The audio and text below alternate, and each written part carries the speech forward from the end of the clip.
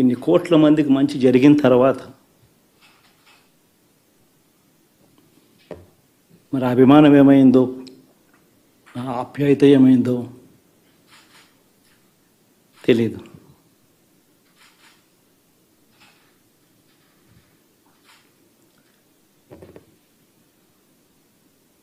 ఎవరో మోసం చేశారో, ఎవరో అన్యాయం చేశారో అని చెప్పి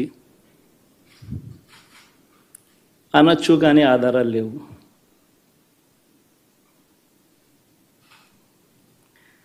ఏం జరిగిందో దేవుడికి తెలుసు. పెద్ద నేనైతే చేయగలిగింది ఏమీ లేదు. ప్రజల తీర్పు తీసుకుంటాం, కానీ మంచి చేయడానికి మాత్రం ప్రజలకు తోడుగా ఖచ్చితంగా ఉంటాం. వాయిస్ ఆఫ్ ది వాయిస్లెస్ కింద ఈ పార్టీ తాను చేయాల్సిన పని తప్పకుండా చేస్తుంది. పేదవాడికి అండగా ఉండే కార్యక్రమంలో ఎప్పుడూ కూడా పేదవాడికి తోడుగా ఉంటూ గలం విప్పుతుంది, పేదవాడికి అండగా నిలుస్తుంది.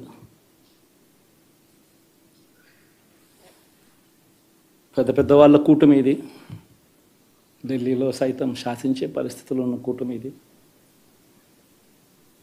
ఆ కూటమిలో ఉన్న బీజేపీకి, ఆ కూటమిలో ఉన్న చంద్రబాబు గారికి, ఆ కూటమిలో ఉన్న పవన్ కళ్యాణ్ గారికి అందరికీ కూడా వాళ్ళ గొప్ప విజయానికి అభినందనలు.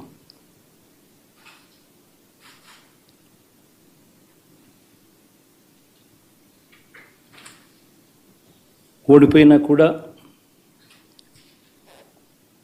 నా ప్రతి కష్టంలో కూడా తోడుగా అండగా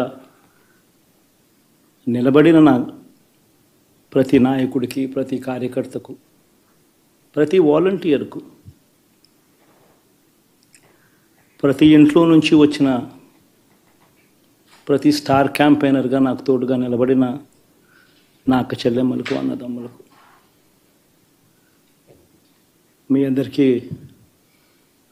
మనస్ఫూర్తిగా మీ అందరికీ కూడా కృతజ్ఞతలు తెలియజేస్తా ఉన్నాను. ఏం జరిగిందో తెలియదు, కానీ ఏమి చేసినా, ఎంత చేసినా ఇంకా 40% ఓటు బ్యాంకు మాత్రం తగ్గించలేకపోయారు. ఖచ్చితంగా మళ్ళీ ఇక్కడి నుంచి లేస్తాం.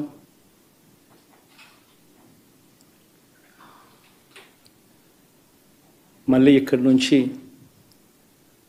గుండె ధైర్యంతో నిలబడి మళ్ళీ లేస్తాం.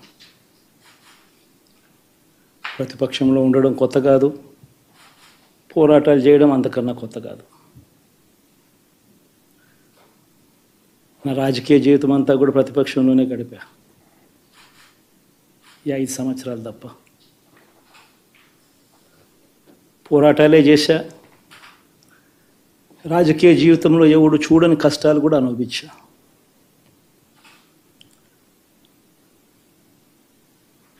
ఇప్పుడు అంతకన్నా కష్టాలు ఏదైనా పెట్టినా కూడా సిద్ధంగా ఉన్నాం, సిద్ధంగా ఎదుర్కొంటాం.